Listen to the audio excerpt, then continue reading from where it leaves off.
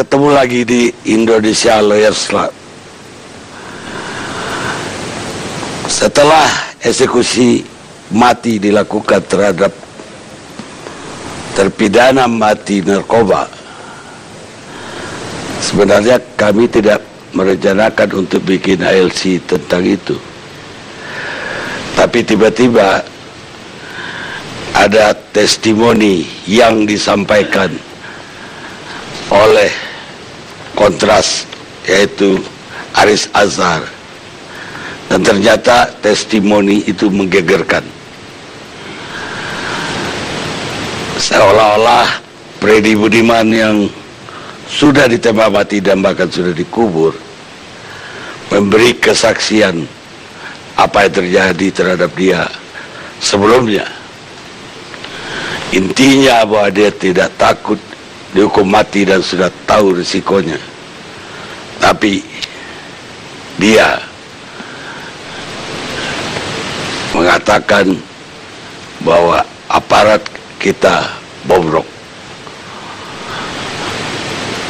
Bahkan dia menyebut ada jenderal yang mengantar dia dari Medan, dan kemudian ada pembagian rezeki dengan BNN dan Mabes Polri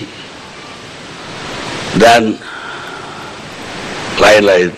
Makanya malam ini semua instansi yang ada, yang disebut, bahkan yang disinggung pun tidak kita hadirkan malam ini dengan lengkap. Mana tahu dari Aris masih ada yang dibukakan malam ini. Dan kalau memang ada, kita juga berharap dibuka sejelas-jelasnya. Pemirsa, kehidupan orang mati akan bertahan di memori orang-orang yang masih hidup, kata Cicero, filosof Romawi. Dan saya akan mulai. Sebelumnya aplaus dulu untuk Zian yang baru saja menyanyikan Aku Bersaksi. Terpaksa mulainya dari Aris dulu. Anda yang memulai, Anda lagi yang memulai di sini. Gimana, Bang? Dari mana idenya Anda bisa ketemu dengan Freddy, atau Anda ketemu di Nusa Kambangan Mabet Freddy ketika ditahan? Ya, selamat malam semuanya. Jadi begini, itu pertengahan tahun 2014 saya diundang atau diajak lah kira-kira seperti itu untuk berkunjung ke Nusa Kambangan. Jadi kira-kira sejauh yang saya bisa ingat, kira-kira 2 minggu, 3 minggu sebelumnya saya diundang. Diajak oleh pelayan rohani yang ada di Nusa Kambangan. Kenapa pelayan itu ngajak Anda? Apa gara-gara Freddy mau ngomong sama Anda atau? Ya, jadi begini, Bang Karin mungkin ingat dulu kita pernah bahas kasus Ruben Patasambo yang di kasus dugaan pembunuhan di Toraja, Tongkanan itu. Kita pernah bahas di sini. Nah, waktu itu ada satu media yang ketemu dengan salah satu pelayan rohani yang ikut akhirnya ke Nusa Kambangan, ketemu Freddy. Itu yang mendampingi Pak Ruben di Malang. Lalu kami diminta untuk membantu advokasinya. Waktu itu akhirnya kami berhasil advokasi, kami coba kumpulkan informasi dan lain-lain. Kita sampai menghadap ke Mabes Polri, ke Kejaksaan, sampai ke Mahkamah Agung untuk menanyakan kasus tersebut. Singkatnya saya mau bilang, pelayan rohani ini kemudian, Pak, yang seperti itu ada juga di Nusa Kambangan. Akhirnya mereka bilang, bisa nggak Pak Haris ke Nusa Kambangan? Saya bilang oke, tapi nanti waktunya kita bicarakan. Kira-kira itu pertengahan bulan Juni, sejauh yang saya coba cek di kantor tiketnya, tiket kereta itu tanggal 17 Juni waktu itu, tapi nanti mungkin bisa dicek lagi. Nah, akhirnya saya ke sana. dengan pelayan rohani yang dari Malang, janjian ketemu dengan Ibu Yani yang ada di dalam di Nusa Kambangan. Masuk ke sana, saya sebenarnya pagi itu hampir siang, bukan ketemu dengan Freddy Budiman, ketemunya dengan Yusman Telanambua, anak yang diduga ikut dalam pembunuhan. Dia divonis mati padahal di bawah umur, diduga di bawah umur. Ketemu dengan Yusman, bicara dengan kakak iparnya juga Rasula, selesai kira-kira 1 jam. Akhirnya dibilang, Pak Haris, Freddy Budiman dan John K mau ngomong sama Pak Haris. Saya waktu itu bilang, wah itu Freddy Budiman kan yang narkoba itu kan, iya gitu. John K saya tahu lah karena saya tinggal di Jakarta kan. Udah datang 2 orang itu. Nah, sebelum saya lanjutkan, pertemuannya itu di dalam sel. Di dalam sel itu bukan dalam kurungan, bukan, tapi di dalam lingkup penjara. Masuk ke dalam ruangan, ada banyak orang yang tanya, direkam nggak, ditulis nggak. Tidak boleh kan, nanti bisa ditanya ke Pak Sitinjak, tidak boleh merekam, tidak boleh bawa alat elektronik. Jadi semua saya tinggal. Situ daftar buku tamu, terus masuk ke satu ruangan yang Pak Sitinjak juga ikut di dalam situ. Ada 2 pelayan rohani juga ikut ngobrol. Lalu waktu Yusman dan Rasula itu selesai, panggillah tuh siapa nih, Freddy dan John K. Nah, saya sempat keluar istirahat sebentar, cari udara, ketemu, lihat menyapa beberapa narapidana, nanya-nanya kasusnya. Terus balik lagi mereka datang. Mereka mulai cerita. Pertama John K, kira-kira setengah jam dia cerita kasusnya, saya dengerin aja gitu. Kemudian Freddy Budiman cerita. Nah, mudah-mudahan apa yang disampaikan oleh Freddy Budiman ini untuk saya paling tidak, saya mau bilang tidak ada yang saya lebih-lebihkan, bahkan ada yang saya kurangi barangkali di kesaksian yang saya tulis. Jadi cerita itu semua. Saya dalam mendengar itu saya tidak banyak menyelak. Entar dulu itunya di mana dan lain-lain. Saya kan mesti dengar dulu ceritanya dia. Sampai terakhir itu udah agak siang. Sementara saya dijadwalkan juga untuk berkunjung ke LP yang di Pasir Putih yang di ujung tuh Pak ya. Ke Pasir Putih, mau mesti ketemu dengan 3 narapidana lagi di sana. Udah akhirnya saya tanya begini. Bahkan saya bilang begini, wah cerita Anda nih kalau dibikin film kayak film Hollywood nanti nih, seru bagus nih. Sambil bercanda gitu, oh iya gitu. Tapi saya tanya, begini, Anda pernah catat nggak soal ini? Atau ada di mana keterangan Anda ini semua? Dia bilang begini, Bapak coba cari pengacara saya. Yang kedua, atau Bapak cari pledoi saya. Oh ya udah tuh, saya bilang oke nanti saya coba cari deh gitu. Sudah selesai Bang Karni. Udah akhirnya saya ke Pasir Putih, ketemu dengan ada 2 narapidana lagi, lalu sempat tadinya mau ketemu tapi sama Rodrigo Gularte itu yang orang Brazil dieksekusi gelombang kedua, tapi karena dia kondisinya punya schizophrenia, jadi waktu itu lagi nggak bisa ngobrol, jadi saya cuma ngelihat ngobrol sama ada dari kedutaan kalau nggak salah yang bawa makanan buat dia, ngobrol sebentar, tapi udah ada ngobrol lagi. Selesai dari situ saya pulang agak sore waktu itu, keluar dari Nusa Kambangan karena waktu itu diingatkan kapal terakhir yang nyebrang ke sana itu jam berapa gitu, jadi akhirnya kita buru-buru pulang. Siapa pengacaranya yang dia bilang yang tahu persis? Saya tidak ingat namanya, tapi kita pernah cari di kantor pada tahun 2015, kita cari pledoinya. Saya kirim orang ke PN Jakarta Barat, tidak dapat, ada petugasnya di sana yang tidak bisa memberikan. Lalu saya coba cari pengacaranya, itu kantornya di Karawaci, Tangerang. Coba telepon kantornya tidak diangkat. Saya coba itu, saya ingat saya coba sampai mungkin dalam kurun 2 minggu gitu ya, coba sampai 3 kali nggak diangkat juga. Udah terus begitu sampai akhirnya masuk ke perdebatan soal gelombang ketiga. Di ruangan ini ada Niko Kresna dari pengacaranya. Iya. Nggak pernah dengar? Yang di Karawaci itu. Saya nggak kenal. Oh, mana? Itu dia ya. Oke, nggak kenal. Ada jadi dia. Iya, Atau pengacaranya yang lain? pengacaranya yang di PN kan. Ada pengacaranya. Mike-nya. Jadi sebelumnya saya jelaskan dulu Pak. Oke. Ada pengacaranya yang mana? Pada tahap penyidikan Pak Karni. Penyidikan. Betul. Bukan di pengadilan. Bukan di pengadilan. Beda. Yang Anda Beda cari- kayaknya. Yang Anda cari yang di pengadilan. Yang di pengadilan. Yang ada di pledoi ada apa? Bukan Pak Karni. Bukan. Baik. Itu tadi begitu. Pertanyaan yang paling ramai di masyarakat, kenapa 2014 baru diungkapkan setelah terpidana ditembak mati?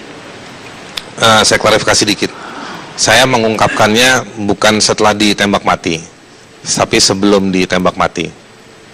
Jadi itu kira-kira 4 jam, kurang lebih ya, nanti bisa dicek lagi. 4 jam sebelum dieksekusi.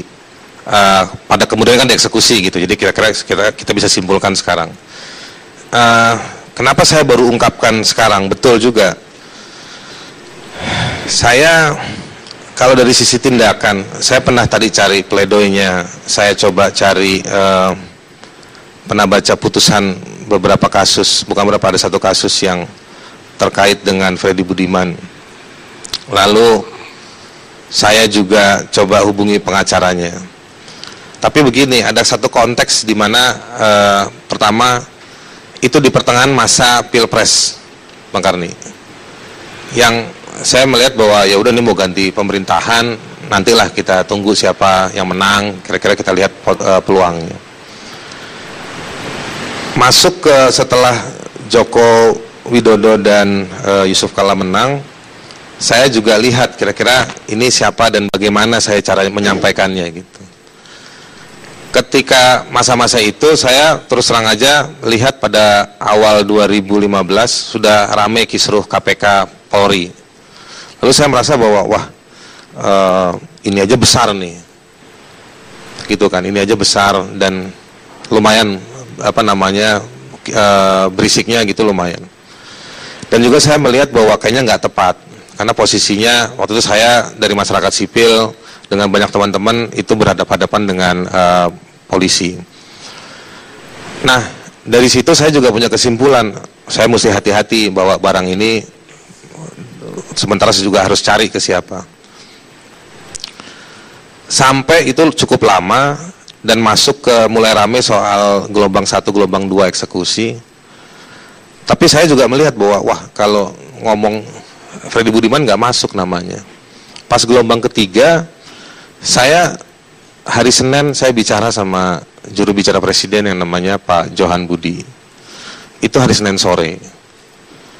Itu kira-kira Senin sudah hampir final, eksekusi akan dilakukan pada sebagaimana jadwal Kamis kemarin. Muncul waktu itu harinya kalau nggak salah antara Kamis atau Jumat. Dan Selasa memang namanya fix 14. Waktu saya bicara sama Pak Johan Budi, saya bilang, Mas, ini ada info seperti ini gitu. Tolonglah, bagaimana ini? Terlepas Bang Karni dari soal perdebatan pro atau anti hukuman mati, saya bilang sama Mas Johan Budi, ini bukan soal saya anti hukuman mati atau pemerintah pro hukuman mati, tapi ini soal bagaimana mengungkapkan lebih jauh. Oke, dia bilang, saya coba ngomong sama presiden. Oke, itu sampai dia bilang, kalau Mas Haris nanti diminta menjelaskan, bisa nggak? Bisa. Saya lagi di Palu, saya bilang saya bersedia pulang, saya bilang. Udah, akhirnya sampai hari Kamis kok nggak ada kabar. Saya coba buka tulisan saya kirim ke dia lewat WhatsApp. Dia balas dalam hitungan menit, cepat dia balas. Dia bilang, Mas Haris, saya sudah coba bicara sama Jaksa Agung terkait dengan eksekusi. Kalau kata menurut Mas Johan Budi, eksekusi itu masih nunggu, mesti lapor dulu ke presiden. Saya tanya presidennya gimana, presiden belum ada kesempatan saya bicara. Oke. Tapi udah mau dieksekusi nih Mas, saya bilang. Terus dia bilang, emang kapan? Saya bilang nanti malam, itu hari Kamis, jadi tengah malam menuju Jumat. Oke deh, gitu. Tapi nggak ada kabar. Nah itu saya juga bingung, akhirnya nggak ada respon lagi lebih jauh, baru saya unggah ke publik. Waktu diunggah ke publik, kira-kira mungkin 1 jam setelah itu Pak Slamet pribadi dari BNN telepon saya, menanyakan soal itu. Nanti Pak Slamet bisa cerita lah. Saya jelaskan situasi yang saya alami. Itu kira-kira tindakan-tindakan. Kalau alasan saya begini, Bang Karni, saya punya informasi ini 2 tahun. Dan saya juga melakukan assessment terhadap diri saya, terhadap si Freddy Budiman. Saya lihat Freddy Budiman ketangkep lagi punya HP 8 kalau nggak salah, saya ingat tuh. Rambutnya udah kuning gitu. Saya bilang, wah ini udah dagang lagi nih orang. Saya bilang. Nah, saya juga punya kontradiksi-kontradiksi dalam diri saya terhadap informasi itu. Saya punya dilema juga, bahwa informasi ini saya anggap penting. Tapi saya juga bingung mau bicara dengan siapa. Untungnya ada orang seperti Mas Johan Budi yang masuk ke pemerintahan, yang saya biasa komunikasi sama dia untuk beberapa hal, nggak sering. Dan dia ada respon, meskipun kadang-kadang cepat, kadang-kadang lambat.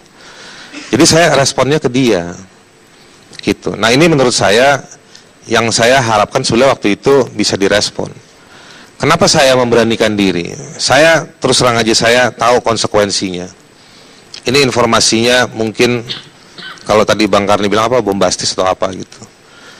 Saya tanya sama beberapa teman, saya bilang mungkin ini baliknya ke saya bisa berat juga. Tapi mudah-mudahan, saya nggak tahu apa yang akan terjadi pada saya, tapi saya memberanikan diri untuk bersiap dengan konsekuensi yang akan saya terima. Karena saya merasa bahwa informasi ini juga penting untuk ditindaklanjuti. Begitu. Ya, apa Anda yakin dengan apa yang dia ceritain? Waktu dia cerita, sebagaimana ditulisan, dia bilang begini, Pak Haris, saya ini bakal mati, saya nggak takut mati, karena saya tahu kejahatan yang saya lakukan. Saya cuma merasa bahwa kok ini tidak adil. Kenapa kasus ini, kasus narkoba yang saya selundupkan, itu hanya, bahkan dia nggak bilang dirinya, tapi dia bilang kenapa yang dihukum orang-orang di bawah dia, orang-orang yang levelnya bawah lah, teknis barangkali gitu. Dia bilang, saya kalau mau bawa menyelundupkan narkoba itu banyak, besar, saya pasti acarain. Dia bahasanya begitu, mengacarain itu artinya mau mengatur kira-kira. Saya bilang, oh iya ya, iya, saya telepon bea cukai, saya telepon orang polisi, saya telepon ada orang dalam BNN gitu-gitu. Terus dia mulai ngomong harga. Dia tanya, Pak Haris tahu nggak harganya berapa satu? Saya bilang, saya nggak tahu. Saya masih berpikir mungkin ada untungnya dikit-dikit ya gitu. Saya duga 50.000. Saya bilang 50.000. Dia bilang salah, cuma 5.000 rupiah. Oh, saya bilang gitu. Iya. Makanya saya tidak takut. Ini nitip segini, ini nitip segini, ini nitip segini. Saya okekan semua. Jadi dia bilang, saya cuma modal kira-kira 9M, saya bisa dapat untung banyak dan saya tidak takut untuk titipan-titipan harga tersebut. Nah, itu yang diceritakan. Ya, maksud saya Anda yakin dia agak berbohong kepada Anda? Karena ada beberapa hal ya. Misalnya dia mengatakan dia hanya operator. Iya, dia bilang juga. Bagaimana dia operator sampai dia bikin? Saya nggak mau berdebat soal. Maksud saya ya, kalau kita, iya betul. dalam hati kita kan, kalau kita nggak debat, lu bilang operator, lu punya pabrik di dalam lapas. Iya. Udah punya pabrik operator. Terus dia bilang dia ditemani Majen. Iya. Bintang 2 lah. Dia nggak bilang Majen, dia bilang bintang 2. Dari Medan ke. Dia bilang jadi gini. Dia bilang saya pernah bawa mobil dari Medan ke Jakarta. Ya. Mobilnya bintang 2 dan bintang 2-nya duduk Di samping dia. di samping dia. Itu juga aman sampai Jakarta. Itu juga bagi saya nggak masuk akal. Kenapa? Bintang 2 di Sumatera itu cuma 3 orang loh. Itu yang tugas. Pangdam Aceh, Iya. Pangdam Sriwijaya, Pangdam Bukit Barisan. Iya. Kalau mereka mau ke Jakarta dan remnya aja pakai pesawat, ngapain dia 3 hari loh paling kurang dari Medan ke Jakarta. Iya. Kalau jalan darat, Iya. masa Majen mau nggak ada kerjaan nih Majennya? Enggak ini. Iya, betul. Silakan aja, saya terbuka ya dengan semua yang hal seperti itu, tapi ini Nggak kan saya ada nggak pikiran begitu waktu dia ceritakan ada. bahwa dia ini bohong kali. Saya Apalagi begini, saya waktu itu tidak menguji soal bintang 2 dan lain-lainnya. Tapi yang saya waktu itu pikirkan 2 tahun adalah bagaimana informasi ini bisa berlanjut. Itu aja kok. Nah, itu yang saya coba cari verifikasinya, tapi saya juga cari peluang bagaimana membicarakannya gitu. Nah, kalau saya misalnya membukanya pada ketika dia dieksekusi, karena saya memang merasa itu last minute gitu. Saya bukan orang yang berusaha untuk menghentikan eksekusi dia, bukan. Saya tahu bahwa ini bakal berlanjut, tapi saya merasa bahwa penting untuk menyampaikan, dan barangkali saya berharap betul ada yang menindaklanjuti itu. terus dia kan nyebut orang BNN yang dia dekat sama dia, Mabes Polri yang dekat sama dia. Ya, jadi dia bukan bayar ke BNN, dia bukan bayar ke Mabes Polri, Tapi ke orangnya kan. dia bilang ada orang-orang dalam sana yang dia telepon, dia acarakan, bahasanya begitu. Jadi bukan ini store ke institusi, bukan. Dia sebut gak nama orang BNN-nya? Tidak, itu makanya saya tanya ke dia, di mana informasi lebih lengkapnya. Terus dia bilang ada di Pledoi atau cari pengacara saya, dia bilang gitu. Gak, kepada Anda dia nggak nyebut nama sama sekali. Tidak.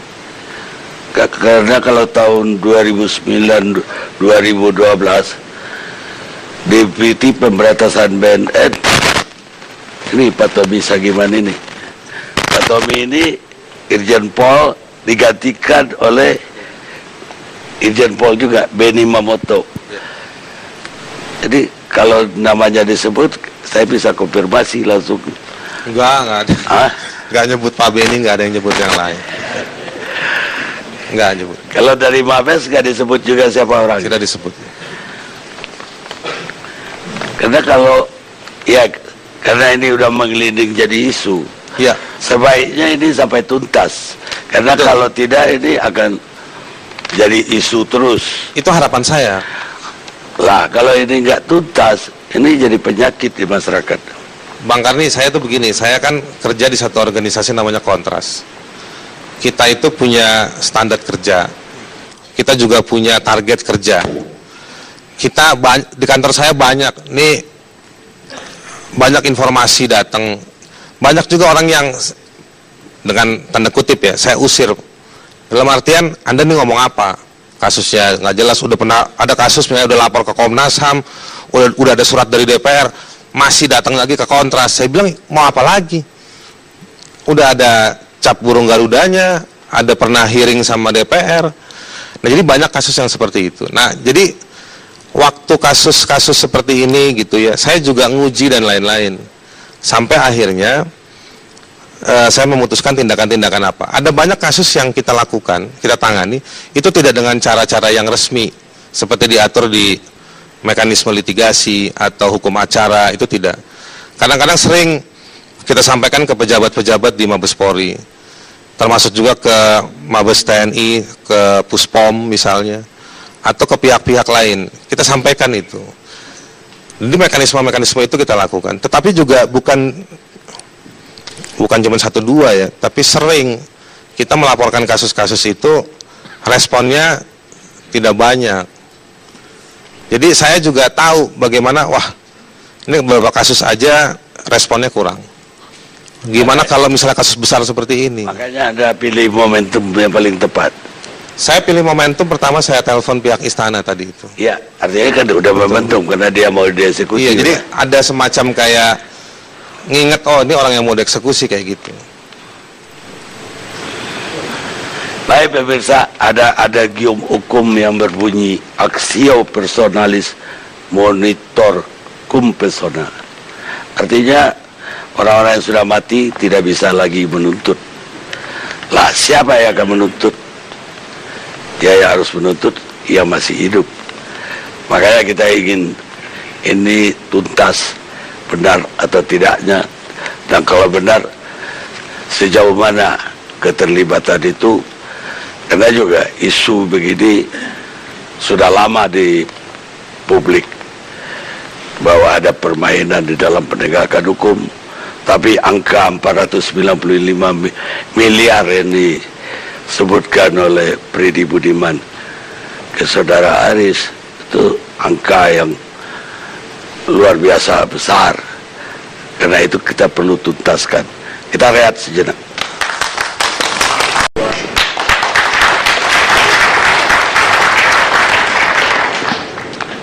Pemirsa, kita lanjutkan diskusi kita.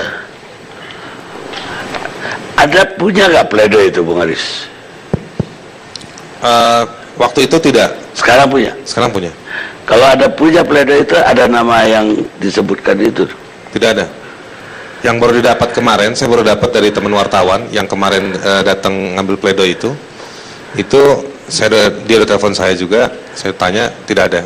Nah tadi saya cek lagi putusan terhadap Freddy Budiman, ada yang looping, jadi jumping ya, di halaman 19 itu ada disebutkan soal menolak, kira-kira Freddy menulis begitu ya, menolak argumentasinya dari JPU, tetapi alasan menolaknya hilang, langsung ke poin yang lain dari putusan tersebut. Dan itu kalau dari sisi kebiasaan putusan agak, saya nggak tahu nih, nanti mungkin Mahkamah Agung tapi itu agak aneh gitu. Dalam pledoi itu kan dia mengatakan nama-nama itu ada dalam pledoi. Menurut kesaksian yang disampaikan ke saya, dia bilang coba cari di pengacara atau di pledoi. Di pledoi, ternyata di pledoi nggak ada.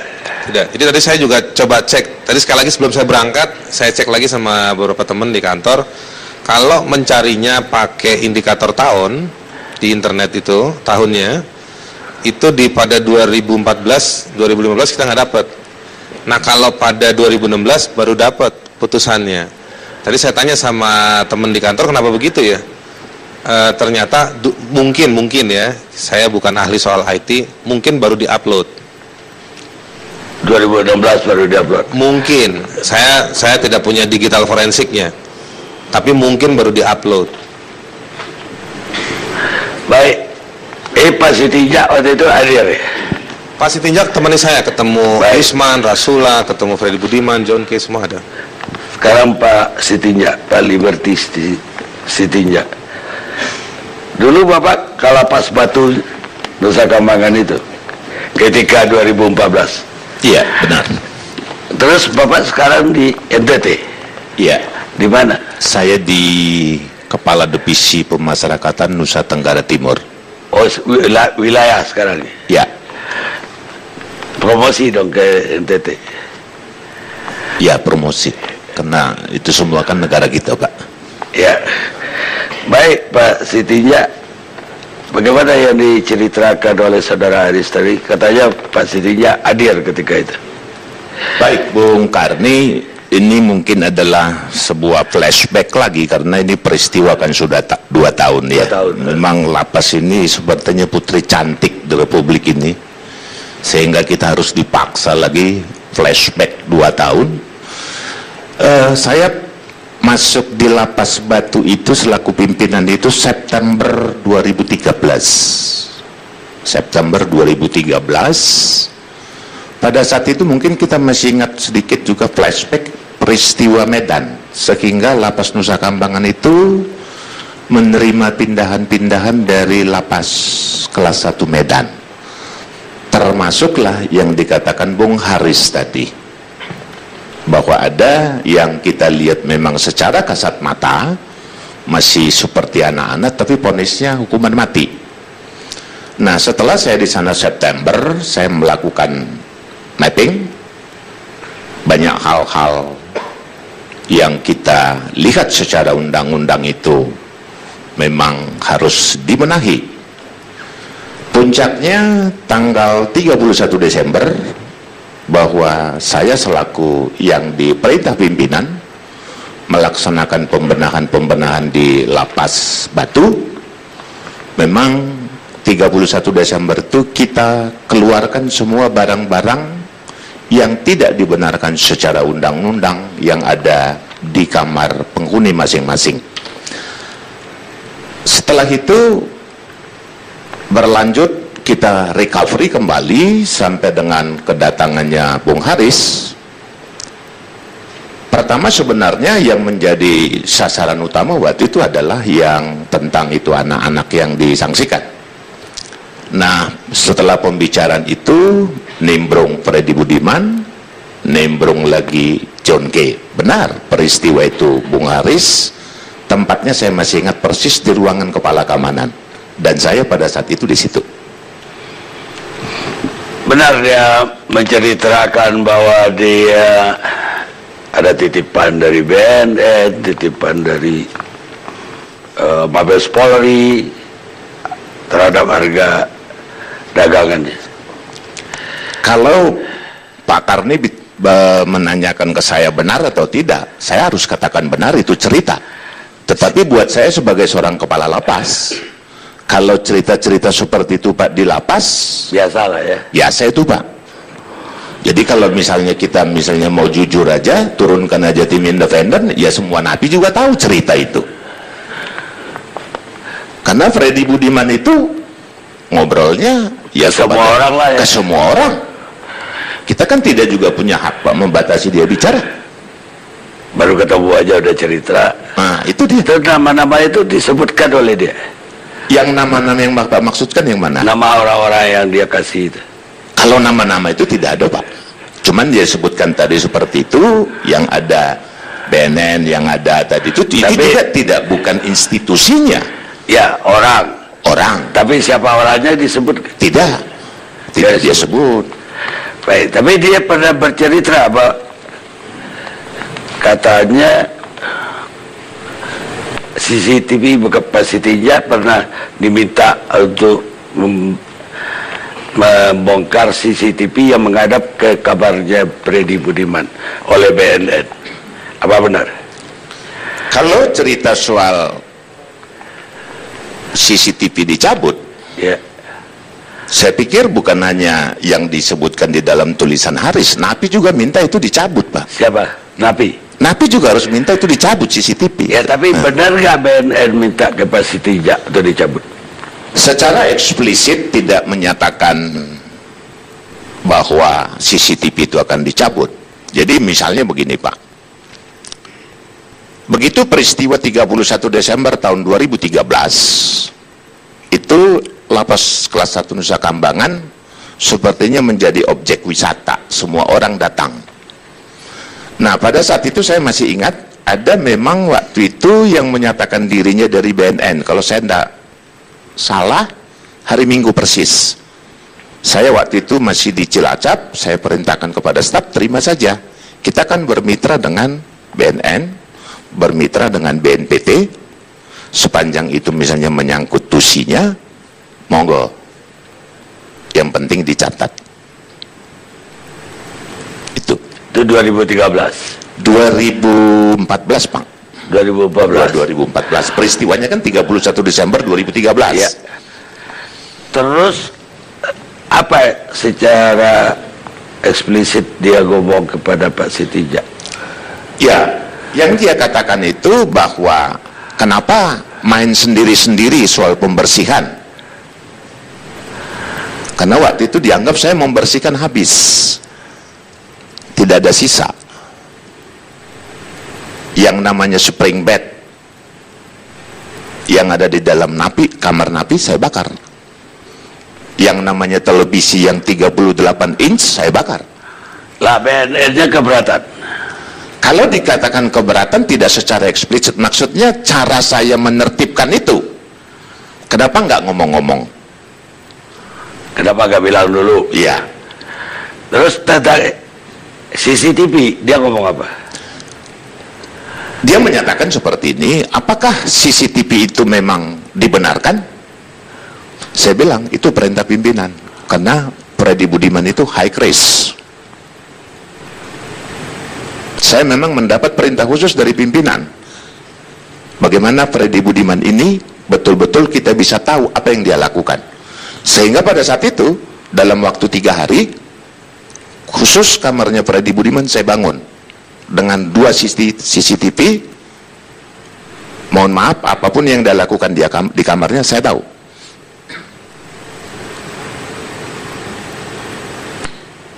Dan setelah BNN itu ngomong, Pak Sitija mencabut CCTV itu. Oh, pasti tidak. Hah? Tidak. Oh tidak. Tidak. Saya tidak tunduk ke situ. Saya tunduk kepada pimpinan saya. Ya berarti Pak Sitija masih ingat dong orang yang ngomong sama Pak Sitija. Kalau dikatakan ingat begini Pak, namanya peristiwa sudah 2 tahun. Pada saat itu juga hari Minggu. Jadi mohon maaf Pak, di Nusa Kambangan itu kan pulau terluar. Ada istilah kami di Nusa Kambangan Pak. Jangan sampai lihat pantat sapi cantik. Jadi kita harus keluar Pak sekali seminggu dari Nusa Kambangan supaya nggak stres.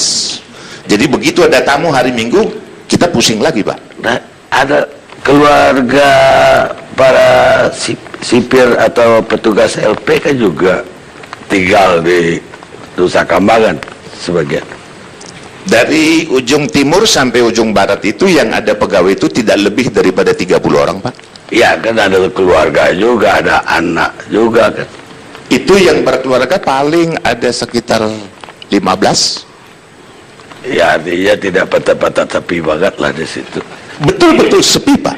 Ya saya udah Betul-betul pernah ke situ Pak. Nah, sampai ke selatannya saya pernah Pak.